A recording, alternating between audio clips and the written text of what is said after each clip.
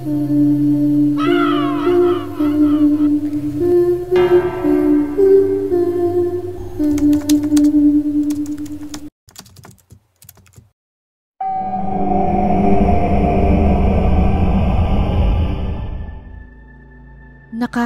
ka na ba ng isang taong lubos mong kinaiinisan o kinaasaran?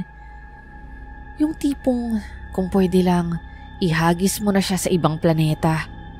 Hindi dahil naiinggit ka o nai-insecure sa kanya, kundi dahil sa ugali, kilos at mga gawain niyang sadyang nakakainis at nakakairita. Meron din siyang ginagawa na pwedeng ikapahamak ng iba. At kahit katiting na simpatsya, wala kang makikitang malasakit mula sa kanya.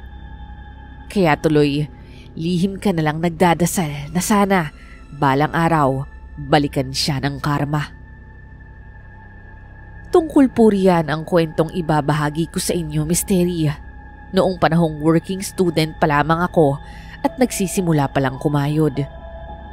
Itago niyo na lang po ako sa palayaw na Tonet at ito po ang aking kwentong kababalaghan.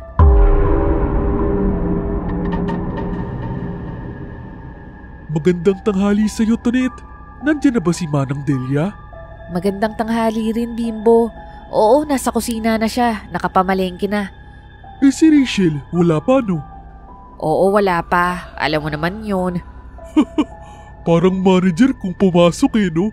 O siya, mag-aayos na ako ng mga lamesa at magmamap ng sahig. Sige, Bimbo, mag-aayos na rin ako dito. Tutulungan ko na rin si Manang sa paghiwa ng mga rekado. Nga pala, nabanggit na ba sa'yo ni Ma'am Hilda kung papayagan niya akong magbakasyon ng 2 linggo? Oo, yung pinaalam mo, no? Birthday ng anak mo at uwi ka sa inyo, di ba? Wala pa siyang nabanggit eh. Bigla namang may naglakad at sumingit sa aming usapan. Malamang hindi ka napapayagan ni Ma'am. Ang haba-haba ng bakasyon mo. 2 linggo? Paano kami yan kung kulang kami? Kung gusto mong umalis, mag-resign ka na lang para makahanap na kami ng kapalit mo. Biglang dumating ang katrabaho naming si Rachel. Siya ang kahera sa maliit na karinderya ng amo naming si Ma'am Hilda. Sa sagot niya tungkol sa paalam ni Bimbo, masasabi kong hindi siya nagbibiro, Mystery. Talagang ganun po kasi yung ugali niya. Sa aming lahat na nagtatrabaho ron, siya lang talaga ang hindi namin kasundo. Anak siya ng kaibigan ni Ma'am Hilda. Naging kahera siya dahil umabot siya ng 3rd year college sa kursong accounting. Pero dahil kinulang sila sa pang-tuition, napilitan siyang huminto at magtrabaho. At dahil lang sa siya ang may pinakamataas na pinag-aralan sa amin, palagi niya kaming minamaliit. Wala naman akong balak mag-resign, Rachel. Masyado lang talagang malayo ang bahay namin. Magbabarko pa ako papunta roon. Sayang naman ang pamasahe at biyahe kung ilang araw lang ako mananatili. Oo nga naman. 2 taon na rin namang hindi nagde-day off tong si Bimbo. Problema ko ba yon? O problema ba ni Ma'am Hilda? Anong kasalanan namin na sa malayong lupalop ka nakatira at dito mo pa napiling magtrabaho? Ang concern ko, mahihirapan tayong lahat dito. Paano ko naman mahihirapan? Nakaupo ka lang naman. Ano? Ano yung binubulong-bulong mo dyan ha, Bimbo? Wala. Ang sabi ko, ang ganda mo. Talaga, buti alam mo. Inis na inis kami ni Bimbo dahil dumating na naman ang kontrabida sa trabaho. Mas nasistress pa nga kami sa kanya kaysa sa totoo naming amo. Minsan, mas gusto pa nga naming si Ma'am Hilda ang nakabantay sa amin para mabawasan naman kahit papaano ang pagkamaldita nitong kahera namin. Pero alam mo, Mystery, kahit nandyan si Ma'am Hilda, nakakagawa pa rin siya ng kaiinisan namin. Isang oras lang ang nakalipas, dumating na rin si Ma'am Hilda. Ang bahay niya po ay ilang lakad lang mula sa aming karinderya. Kamusta kayo? Aba, marami na palang naluto. Ang bilis ah. Ay opo, Ma'am. Tumulong na kasi ako sa pag-aayos ng mga lulutuin. Hiwa-hiwa, ganon. Kaya mabilis natapos si Manang. Mabuti naman kung ganon. Ay, ma'am, Tatanong ko lang po ulit yung ipinaalam ko, yung 2 linggong bakasyon po. Ay, oo nga pala. Kailan nga ba ulit yun, Bimbo? Alam mo, wala namang problema sa akin yung pag-alis mo dahil matagal ka naman ang hindi nakakapagbakasyon. Ang iniisip ko lang, yung papalit sa'yo pansamantala. Ma'am, wala tayong makukuhang pansamantala. Siyempre, ang gusto ng tao, permanenteng trabaho. Ang mas mabuti siguro, papiliin na lang natin itong si Bimbo. Kung aalis siya at magbabakasyon, edi ituloy niya na. At kung hindi, edi dito siya. Nagkatinginan kami ni Bimbo sa nakakainis na suhestyon ni Rachel. Nakita kong naningkit ang mga mata ni Bimbo. Halatang napipiko na. Malalim namang nag-isip si Ma'am Hilda. Hindi naman ganun kasimple yun, Rachel. Naging mabuting empleyado sa akin si Bimbo. Ilang taon na siyang kasama ko at bibihira kang makatagpo ng taong makakasundo mo sa trabaho at pagkakatiwalaan mo. Para kaming nakahinga ng maluwag ni Bimbo. Salamat at may sarili at matinong pag-iisip si Ma'am Hilda. Hindi basta nauuto o nasusulsulan. Mabait din kasi talaga siya. Bigla naman akong nakaisip ng suhestyon. Ma'am Hilda, susubukan ko pong magtanong-tanong sa mga kapitbahay kung may interesadong mag-part-time ng 2 linggo. Ililinawin ko pong mabuti sa kanila na part-time lang po yung hanap natin. Ay naku, tama. Ganun na nga. Habang andito pa si Bimbo, mabuting makahanap na tayo. Salamat aasahan ko yan. Maya-maya, narinig naming lumabas ng kusina si Manang Delia. Si Manang Delia po ay malayong tiyahin ni Ma'am Hilda. Matagal na siyang kusinera at bago pa man kaming lahat makapagtrabaho rito, narito na po siya. Hilda, kailangan kong bumalik sa palengke. Kulang ako ng sangkap sa kare-kare. Ha? Manang, bakit hindi mo sinisiguro ang binibili mo? Mabibitin yung kare-kare natin. Yan pa naman ang hinahanap ng customer ngayon. Hindi ko napansin na wala palang atsuete. Nako, kung ako yan, malalaman ko agad na may kulang. Hindi ba't ang sabi mo kanina, tinulungan mo si Manang sa pag-aayos? Bakit hindi mo napansin? Ma'am, ang tinulungan ko sa kanya yung pag-aayos ng rekado sa papaitan. Okay. Ganun ba? O siya, sige. Bigyan mo ng pera si Bimbo. Siya na lang ang utusan. Matapos makabalik ni Bimbo mula sa pagbili ng kulang na rekado, dumiretso na ulit si Manang sa pagluluto. Habang wala pa namang customer, pumasok ulit ako sa kusina at naghiwa ng mga gulay, habang si Manang Delia ay abala sa pagpapalambot ng karne para sa kare-kare. Hay, salamat at may isa pang maaasahan, sabi ni Manang habang pinupunasan ng pawis ang noo. Maya-maya, lumingon siya sa akin at bahagyang napakunot ang noo. Bakit kaya sinabi ni Rachel na siya ang tumulong sa akin? Ni-anino niya, hindi ko man lang nakita rito. Hay naku Manang, ganyan po talaga yan. Mas malala pa nga yan sa labas eh. Ewan ko ba sa batang iyon? Masyadong gustong magpabida kahit wala namang nakikipagkumpetensya sa kanya. Tahimik na lamang ako at muling nagpatuloy sa paghihiwa. Hindi ko na lang din dinagdagan ang usapan. Sanay na rin kasi kami sa mga ganyang eksena mula kay Rachel. Dumaan ang hapon at abala na kami sa kanya-kanyang gawain. Ako at si Bimbo, taga-silbi ng pagkain at tagaligpit ng pinagkainan. Si Rachel naman, abala sa pagkuha ng order at bayad sa harapan. At dahil luto na ang lahat ng putahe, laging nauunang umuwi si Manang Delia. Mula hapon hanggang gabi ang bukas ng karinderya, kaya swak na swak sa schedule ko. Sa umaga po kasi misteri ay nakakapag-aral pa ako. Konting units lang ang kinukuha ko dahil kapos sa budget at oras. Pero ang mahalaga para sa akin ay tuloy-tuloy pa rin ako sa pag-aaral. Kumukuha po ako ng kursong computer science. Hindi madali, pero kinakaya. Mabuti na lang at hindi rin kalayuan ang bahay namin mula rito. Kaya hindi ako masyadong pagod sa biyahe at nakakauwi agad upang makapagpahinga. Bandang 9:00 ng gabi, may iilang customer pa na kumakain. Biglang may pumasok na isang gwapong lalaki. Pumunta ito sa harapan at namili ng ulam. Miss, isang dinuguan at isang kanin. Okay po. How about drinks po? Sige, cook na lang. Okay po, sir. Isa-serve ko na lang po sa inyo, ha? Ngumiti si Rachel ng pagkatamis-tamis habang inaabot ang sukli. Ang lalaki naman ay naghanap ng mauupuan at pinili ang pinakagilid ng karinderya. Ako naman ay agad na tinakal ang dinuguan. Inilagay sa plato, isinama ang kanin at soft drink sa tray. Kukunin ko na sana ito nang biglang tapikin ni Rachel ang kamay ko at inagawang tray. Ako nang maghahain sa kanya nito.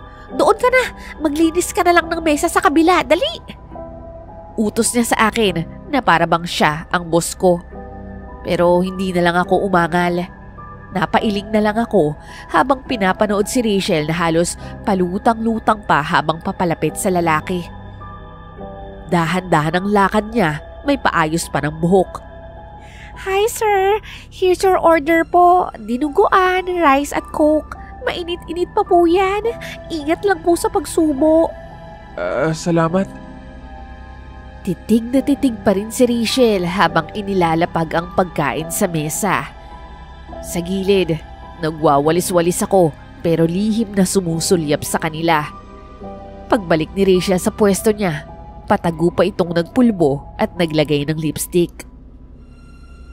Nang matapos kumain ang lalaki, maingat siyang nagpunas ng bibig gamit ang tissue. Tapos ay inilagay niya ang pinggan, baso at kutsara at tinidor sa tray. Tumayo siya at dinala ito pabalik sa counter. Sir, ako na po sana yan. Oo nga, sir. Hayaan mo na yan sa kanya. Okay lang, sanay naman akong magligpit ng sarili kong gamit. Napatingin kami sa kanya habang inaabot ang tray kay Bimbo. Akala namin ay aalis na ito, pero tumingin siya sa amin at nagtanong. Tanong ko lang, may bakante ba kayo rito? Kahit taga-silbi o taga-linis, kahit anong trabaho. Nagkatinginan kami ni Bimbo. Si Rachel naman, mabilis pa sa 4:00 ang sagot. Meron! Kailangan na talaga namin ang kapalit nitong si Bimbo. Paalis na kasi siya hindi ba? Pansamantala lang naman yung hinahanap namin. 2 linggo lang habang nakabakasyon tong kasama namin na si Bimbo. Okay lang, kailangan ko rin talaga kahit panandali ang kita. Naku, tamang-tama. Kung ganun, sir, balik na lang po kayo bukas. Nandito na si Ma'am Hilda, yung boss namin. Nakauwi na kasi siya ngayon eh. Sige, salamat. Balik na lang ako bukas. Sandali lang. Ano nga palang pangalan mo? Angelo. Angelong pangalan ko. Hi, Angelo. Ako naman si Rachel. Bigla namang inakma ni Rachel ang kamay niya at handang makipagkamay. Napilitan naman si Angelo at nakipagkamay rin sa kanya. Napatingin naman siya sa aming dalawa ni Bimbo na halatang umaasang ipapakilala rin kami. Hayaan mo na sila. Mga taga-silbi lang naman sila dito. Hindi sila mahalaga. Bukas ipapakilala na kita kay Ma'am Hilda, ha? Sigurado ko, tanggap ka na. Tumango naman ang lalaki at nagpaalam uli. Sabay lumakad palabas at lihim namin siyang sinundan ng tingin habang naglalakad palayo.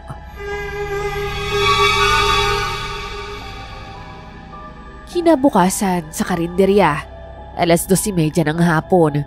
Nagulat ako nang makita ko si Rachel, nakaayos na parang pupunta sa date. Nakatayo siya at nag-aantay na buksan ko ang karinderya. Uy Rachel, ang aga mo ah. Siyempre, kailangan maaga. Baka dumating na yung bagong mag-a-apply eh. Bakit pa ang tagal mo? Hindi ako matagal. Tama lang naman yung oras ko. Ikaw yata yung nasobrahan sa aga. Nasa akin kasi itinalaga ni Ma'am Hilda ang susi dahil ako ang kadalasang nauunang dumating. Habang binubuksan ko ang lock, naririnig kong bumubulong-bulong pa si Rachel. Reklamo ng reklamo na pinagpapawisan na raw siya at naiinis sa pagkatagal ko. Ilang saglit pa, dumating na rin si Bimbo, tapos si Manang Delia na may bitbit na mga supot galing palengke. Manang, late na naman kayo. Kaya pala late na naluluto yung mga putahe. Ano ka ba? Normal lang naman na mauna tayo, Rachel. Hindi lang naman kasi siya basta pumapasok. Namamalengke rin siya, di ba? Oo nga, ngayon mo lang kasi nakita kasi ngayon ka lang din naman dumating ng maaga. Bakit naman ako aaga ng dating? Hindi pa naman bukas ang karinderya pag wala pang luto, hindi ba? Kaya nga, huwag mong sighalan si Manang. Ginagawa niya lang yung parte niya. Sige. Isusumbong ko na lang kayo kay Ma'am Hilda. Lahat kayo, konsentidor. Napailing na lang kami ni Bimbo habang kinukuha ang mga bitbit ni Manang. Siya Rachel, ikaw ang bahala kung gusto mong magsumbong kay Hilda. Basta tama ang sasabihin mo at walang dagdag bawas. Huwag na nga. Mabait naman ako, lalo na sa matanda. Pagkalipas ng mga 15 minuto, dumating na agad si Angelo. Maaga, gaya ng sinabi niya. Simple lang ang suot niya. Puting t-shirt at medyo kupas na maong. Pero ang linis niyang tingnan. Para bang kahit pagulungin mo pa siya sa uling, amoy bagong ligo pa rin. Napakaaliwalas din ang mukha niya. Kung tutuusin, mas bagay pa siyang mag-apply sa opisina o sa mall kaysa sa maliit na karinderya katulad nito. Habang naglalakad siya papasok, napahinto kaming lahat saglit. Si Rachel, halos malaglag ang hawak niyang cellphone sa pagmamadaling tumayo. Hi Angelo, kanina pa kita hinihintay Pero okay lang, maaga ka pa rin naman kasi wala pa si Ma'am. Pasensya na. Sige, sa susunod, masaagahan ko pa. Hindi, okay lang yun. Sa susunod, pwede tayong magsabay sa pagpasok. Ako naman, misteri, kunwaring abala sa paglilinis ng mesa habang lihim na sumusulyap. Hindi ko siya pinapansin. Pero sa totoo lang, alam kong dumating na siya. At ang totoo, nag-aabang rin ako sa pagdating niya. Ayoko lang magpahalata. Nilapag naman ni Bimbo ang case ng mga soft drinks at lumapit. Pre, Bimbo nga pala. Ako yung pansamantalang papalitan mo. 2 linggo lang ako mawawala. Magbabakasyon lang. Kamusta, Bimbo? Ako pala si Angelo. Habang nagpapanggap akong abala, nakita ko sa gilid ng mata ko na lumingon siya sa direksyon ko. Siya naman si Tonet. Makakasama mo siya dito sa pag-serve ng pagkain at pagliligpit. Napahinto ako saglit sa ginagawa ko at bahagya akong ngumiti. Noon ko lang siya natitigan ng maigi at nakita kong ngumiti rin siya pabalik sa akin. Nice to meet you, Tonet. Bago pa humaba ang usapan, bumukas ang pinto. Dumating na si Ma'am Hilda at natuon agad ang pansin niya sa amin. Si Rachel naman ang naunang lumapit kay Ma'am Hilda. Ma'am, eto na pala si Angelo, yung magiging kapalit ni Bimbo. Ma'am, siya na po yung nag-a-apply na papalit sa akin habang nasa bakasyon ako. Magandang hapon po, ma'am. Nais ko sanang mag-apply kahit part-time lang. Magandang hapon din, iho. Mukhang okay ka naman at mapagkakatiwalaan. Pero sigurado ka bang kaya mong trabaho rito? Hindi naman sa mukha kang mahina, Pero mukha ka kasing, anak mayaman. Ay, hindi po ako anak mayaman, ma'am. Galing po ako sa hirap. Kaya nga po kahit anong trabaho, pinapasok ko. Ma'am, kayang-kaya niya yan. At saka tutulungan namin siya. Hindi ba, Tonet? Opo ma'am. At saka 2 linggo lang naman siya. Siguro naman kaya niya na yun. O siya, sige. Buti na lang at may nahanap agad. Matagal ko nang pinoproblema yan eh. Pwede kang itrain ni Bimbo bago siya umalis. Opo ma'am, handa po akong matuto sa kahit anong trabaho. Makakaasa po kayo. Salamat po. Yan ang gusto ko, yung masipag. Sandali lang ah. Manang Delia! Manang Delia! Lumabas naman si Manang Delia mula sa kusina.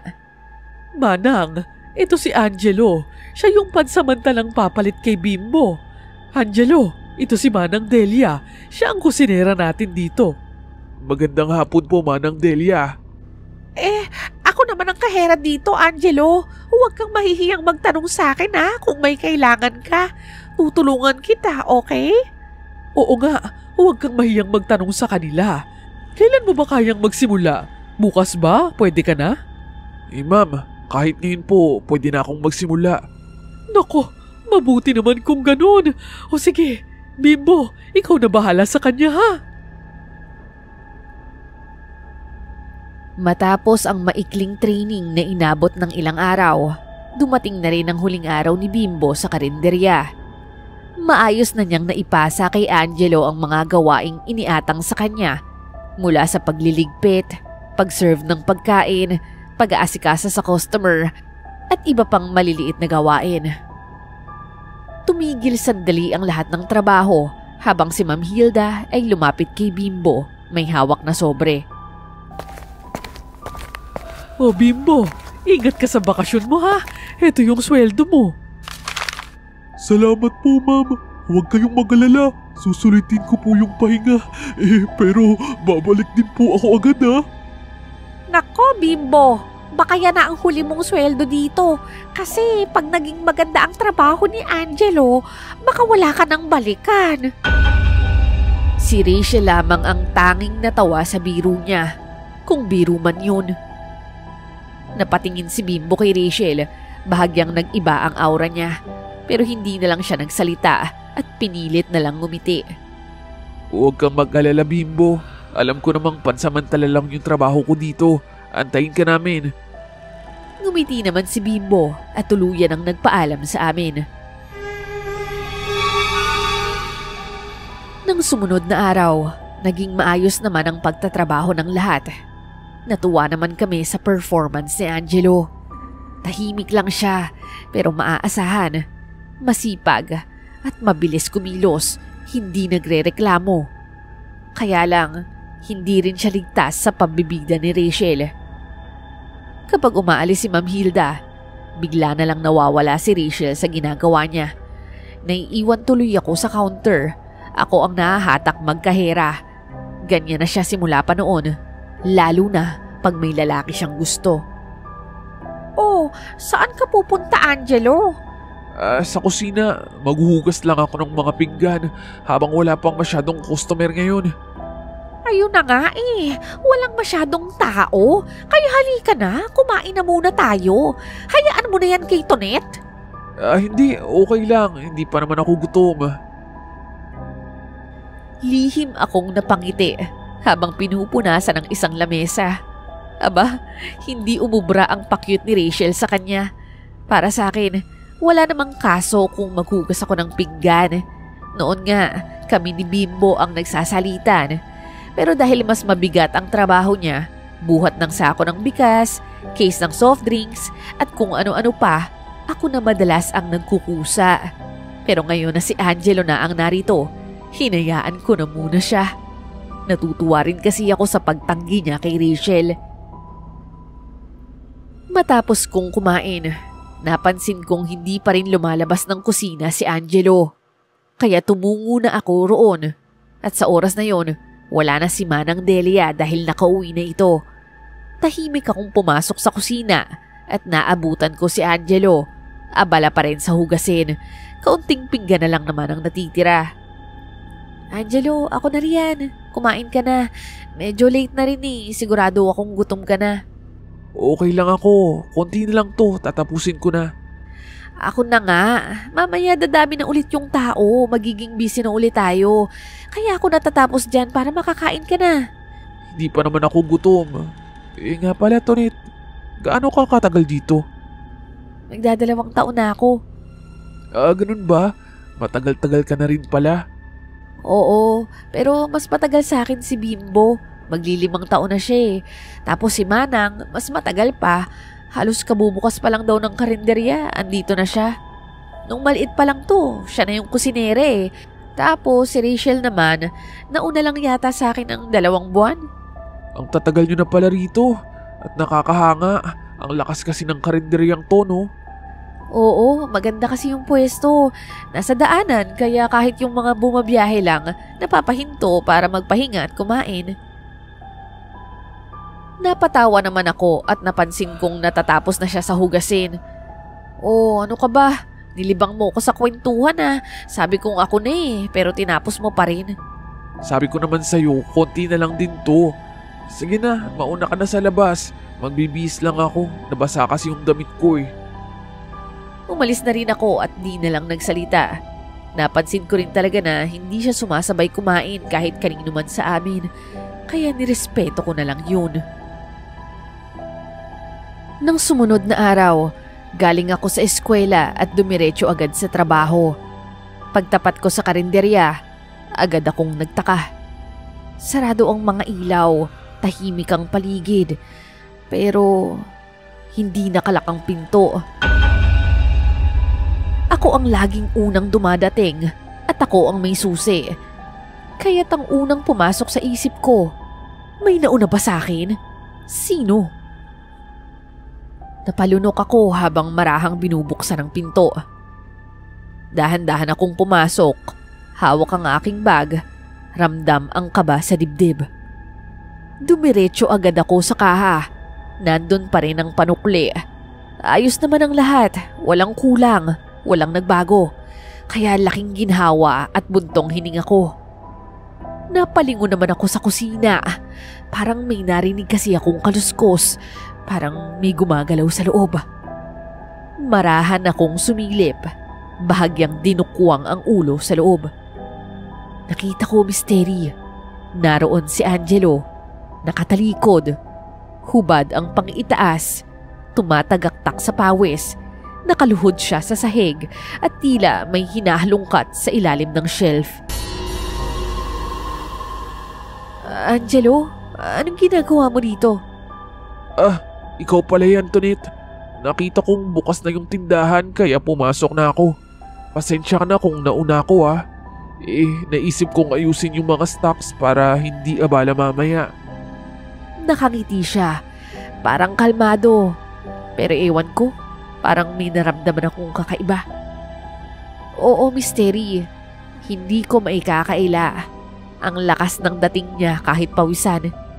Hindi ko rin inaasahan na makikita ko ang katawan niya. Pero kahit ganon, hindi ko pa rin maiwasang magtaka sa kinikilos niya. Sa ilang araw niya kasing nandito, hindi naman siya yung basta-basta nakikialam. At sa pagkakaalam ko, lagi kong sinisigurong nakakandado ang pinto. Tumitig ako muli sa mata niya. Pinilit kong ngumiti. Pakunwaring kampante ako. Okay, sige. Buti na lang naisip mong unahin yan. Dito na muna ako sa labas Mag-aayos ako ng mga lamesa.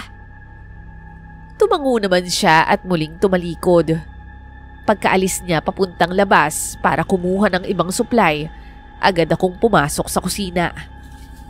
Pinuntahan ko yung mismong lugar na inaayos niya kanina. Wala namang kulang. Wala ring nagalaw. Maayos ang lahat. Maya-maya, may narinig akong yabag.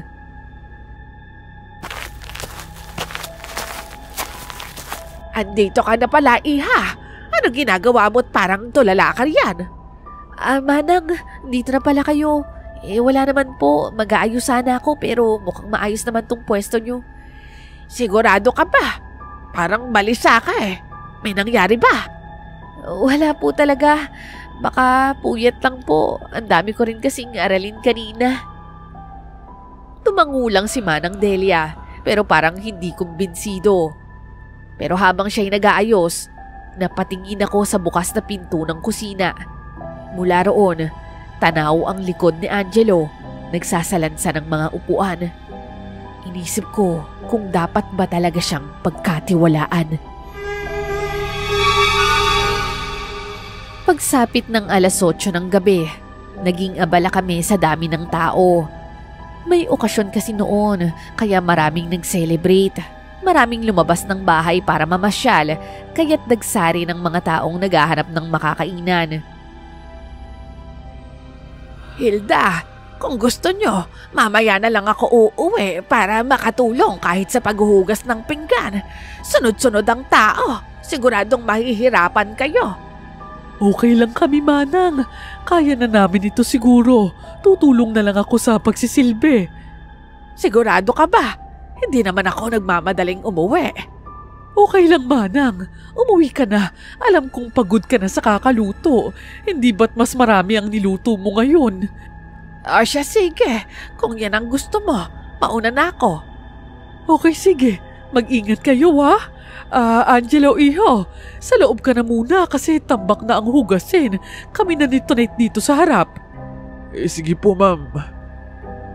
Tuluyan na ngang umalis si Manang at pumasok naman si Angelo mag-isa sa loob para asikasuhin ang maruruming plato. Makalipas ang 1 oras, napansin naming wala naman sa pwesto si Rachel. Nako, nasan ba tong si Rachel? Kaya pala biglang humaba ang pila. Baka po nag-CR lang siya, ma'am. Baka nga. Sige, ako na nga muna dito sa cashier. Tumulong ako kay ma'am sa pagtatakal ng mga ulam na order ng mga customer. Maya-maya lang ay may narinig kaming sigaw, parang galing sa loob. Ano yun?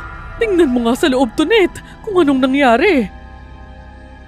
Agad akong tumakbo papasok at nakita kong nasa tapat ng banyo si Angelo. Nakasara ang pinto at nakatitig lang siya roon. Oh, Angelo, anong nangyari? Narinig kong sumigaw si Rachel kaso hindi naman ako pwedeng basta pumasok. Ganun ba? Teka, sandali lang ha. Rachel, anong nangyari sa'yo dyan? Sa una, walang sumagot. Muli akong tumawag.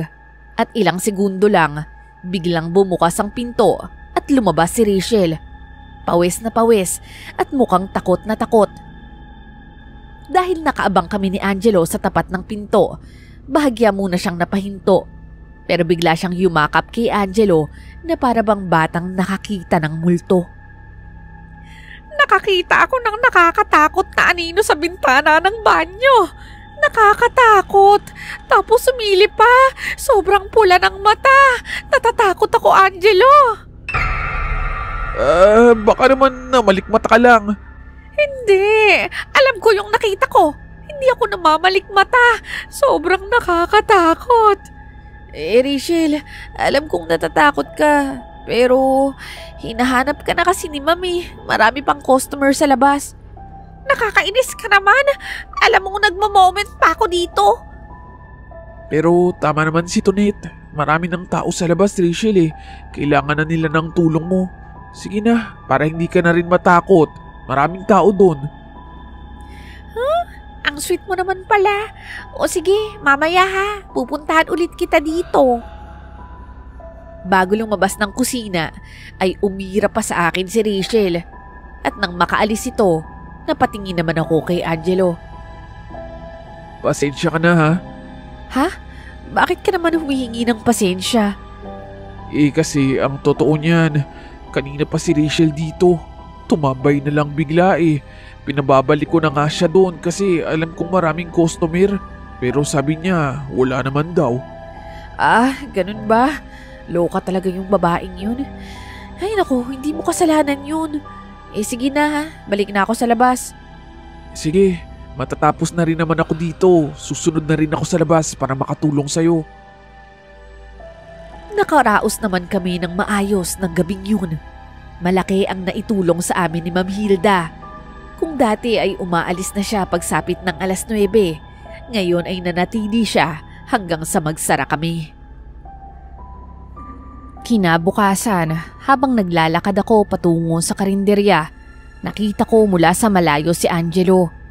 May bitbit siyang isang supot. Nag-aalangan pa nga akong habulin siya para sabayan, pero sa bandang huli, ginawa ko na rin misteri. Habang papalapit na siya sa tapat ng pinto, bigla siyang umikot. Kinuha niya muli ang supot at parang inayos ang laman nito.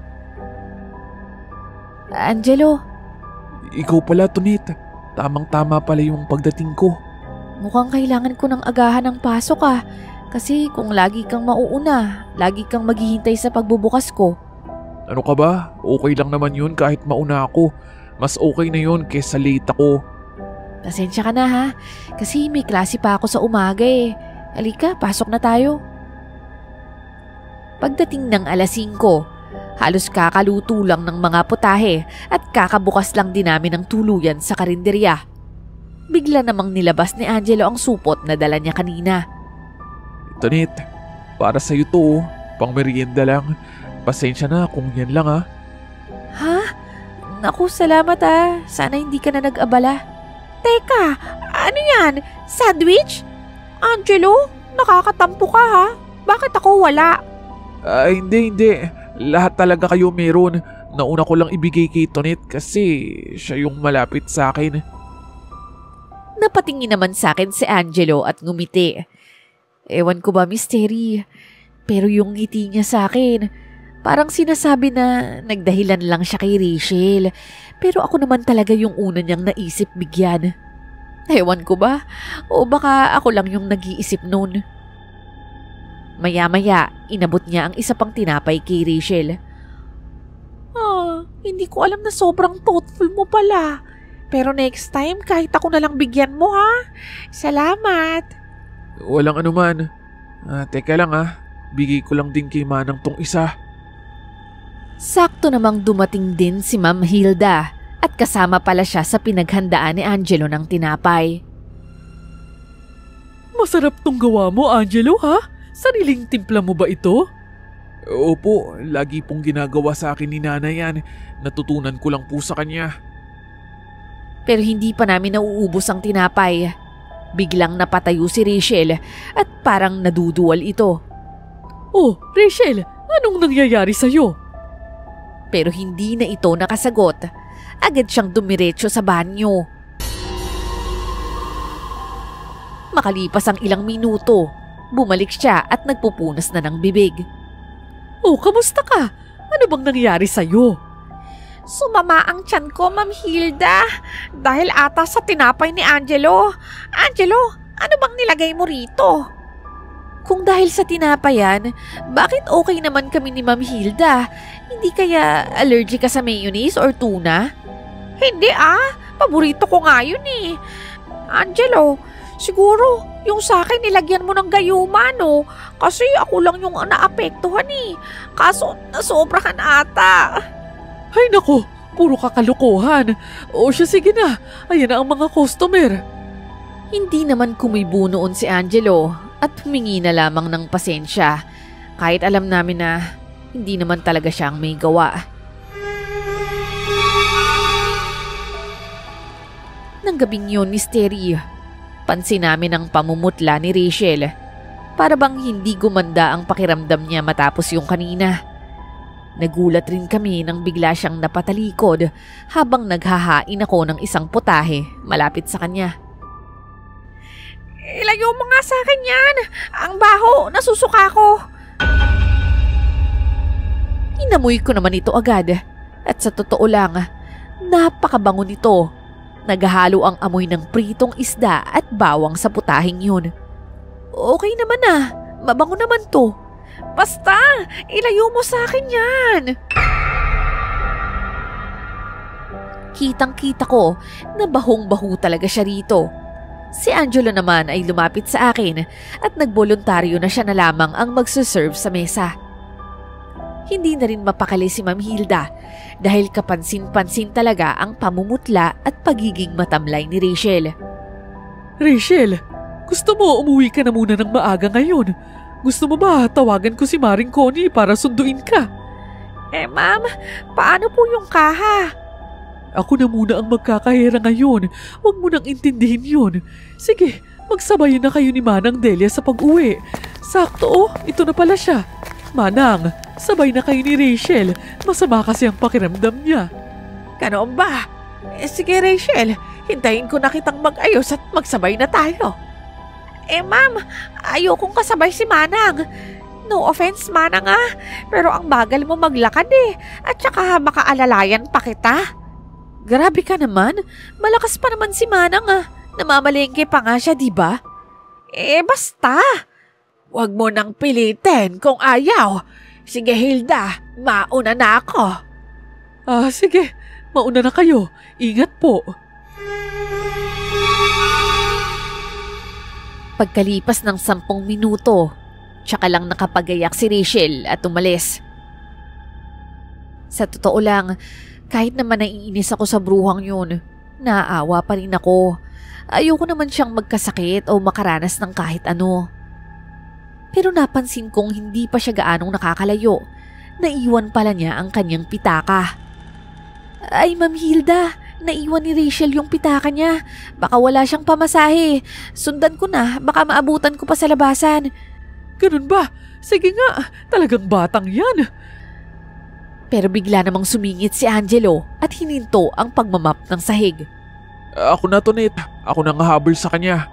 Ano ka ba? Okay lang ako. Ituloy mo na yung ginagawa mo. Ako na. Mas mabilis ko siyang mahahabol. Mas mabilis akong tumakbo. At wala na rin akong nagawa dahil sa pagpupumilit niya. Agad na siyang lumabas at hinabol si Rachel. Habang naghihintay kami sa pagbabalik ni Angelo, nagulat na lang kami nang biglang humahangos pabalik si Rachel. May dugo siya sa bandang braso. Pagpasok niya, agad niyang isinara at inilak ang pinto.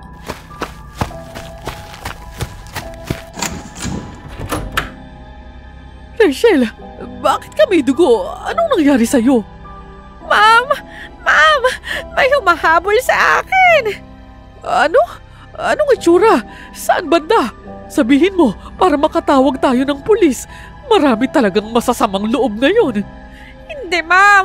Hindi pulis ang dapat nating tawagan. Anong ibig mo sabihin, Rachel? Dahil hindi po ordinaryong tao ang umatake sa akin, ma'am. Ano? Hindi ka namin maintindihan, Rachel. Aswang! Aswang ang umatake sa akin! Sigurado ka ba ron? Paano mo nasabi? Kitang-kita ng dalawang mata ko. Isang puting ibon, lumilipad.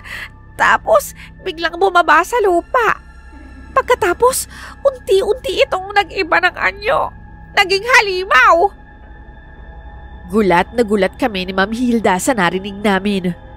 Hindi ko alam kung dapat ba naming paniwalaan si Rachel. Pero sa baryo namin, hindi na bago ang mga ganitong kwento. Sakto namang wala ring customer noong mga oras na yon. Tahimik ang paligid, kaya lalo kaming kinabahan. Nagkatinginan kami. Nang bigla kaming may narinig na yabag mula sa paligid. Kahit may salamin ang bintana, hindi namin maaninag ang nasa labas dahil sa dilim. Maya-maya pa, may narinig kaming pagaspas. Parang malaking ibon ang umaaligid sa paligid. Huwag niyong bubuksan. Baka yan na yung aswang, ma'am. Kakainin ako ng aswang. Oo, hindi mo na yan bubuksan. Tumahimik na nga muna tayo. Huwag kang maingay. Pero lalong lumakas ang katok misteri at walang makagalaw kahit isa sa amin. Hanggang sa isang pamilyar na boses ang aming narinig. Ma'am? Rachel? Tonet? Si Angelo! Teka, Rachel! Bala ko pa sanang pigilan si Rachel, pero mabilis na niyang nabuksan ang pinto. Agad namang nakapasok si Angelo at pawis na pawis ito. Oh, Angelo, hindi mo ba nakasalubong si Rachel kanina? Hindi po, ma'am. Umikot din kasi ako. O Rachel, anong nangyari sa'yo? Bakit may dugo ka? Angelo, hindi ka makakapaniwala sa nangyari sa akin. Ito kasing si Rachel. humahangos dito. Ang sabi may umatake daw sa kanya na aswang. Aswang? Sigurado ka bang aswang yun? Oo nga. Pati ba naman ikaw? Pagdududahan ako. Pero habang litong-lito kami at hindi makapaniwala sa aming sitwasyon, isa na namang malakas na katok ang muli naming narinig. Kasunod nito ang pagaspas ng parang isang napakalaking pakpak. Sa isang iglap, nabasag ang isang bintana malapit kay Rachel.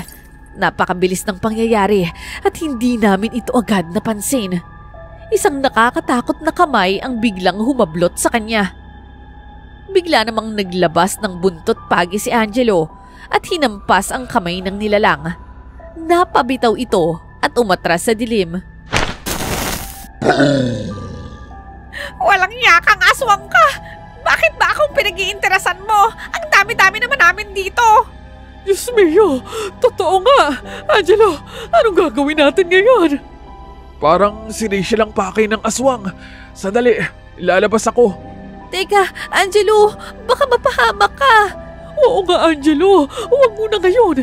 Sandali, mag-isip muna tayo ng paraan. Hayaan nyo na siya para mahuli na ang aswang. Hindi ba, Angelo? Kaya mo naman, hindi ba? Dahil gusto mong pagtanggol ako. Oo, kaya ko.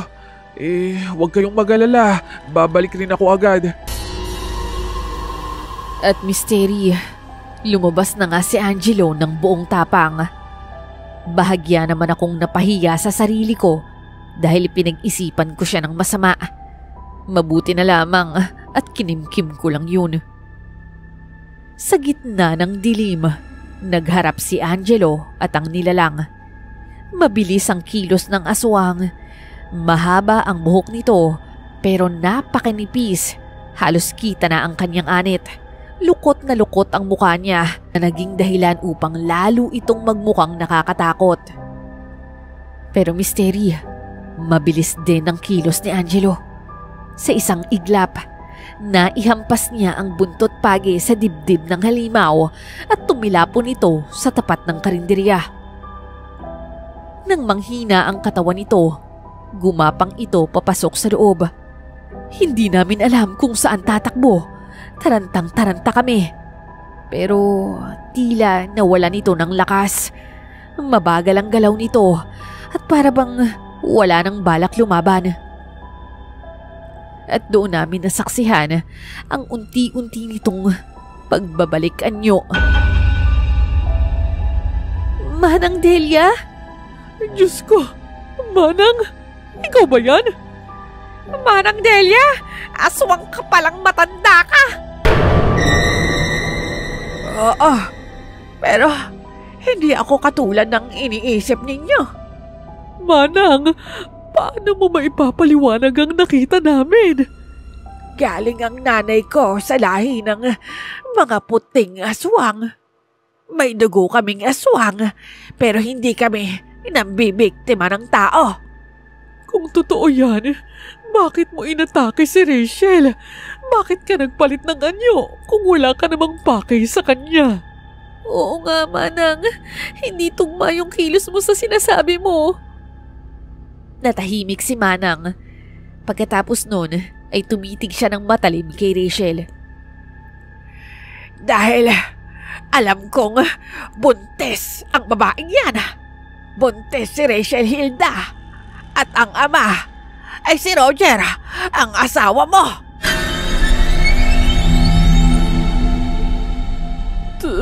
Totoo ba yan, Rachel? May relasyon kayo ng asawa ko? Ma'am, hindi naman po seryoso yun. At hindi rin naman po namin inaasahan na mabubuo yung...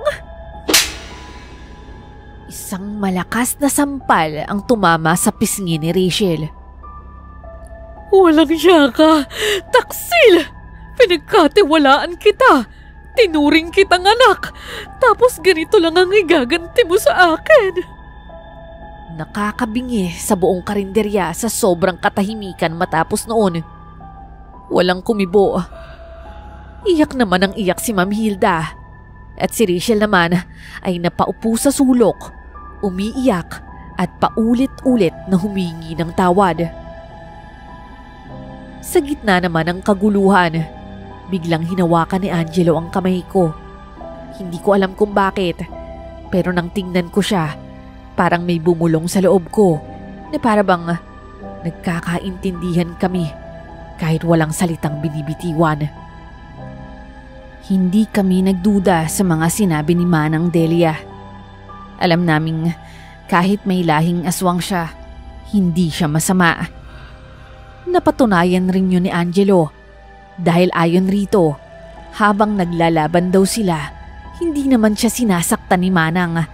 Umiiwas lamang ito sa kanya. Nalaman din namin na marami palang karanasan si Angelo pagdating sa mga aswang, kaya pala lagi siyang may dalang buntot pagi. Matapos ang pangyayaring yon, tuluyan nang pinaalis ni Ma'am Hilda si Rachel at hiniwalayan ang kanyang asawa. Naging mahirap man yon para sa aming amo, pero sinigurado naming andun lamang kami para sa kanya. Pagbalik ni Bimbo, nagulat siya sa lahat ng kanyang nalaman at hindi siya halos makapaniwala. At dahil nawala si Rachel, ako ang pumalit sa kanya bilang kahera. Nanatili naman ng 1 taon si Angelo bago siya nakahanap ng trabaho bilang ahente ng sasakyan. Hanggang dito na lamang po ang aking kwento misteryo. Naway maging aral po ito sa lahat. At God bless po sa inyong channel.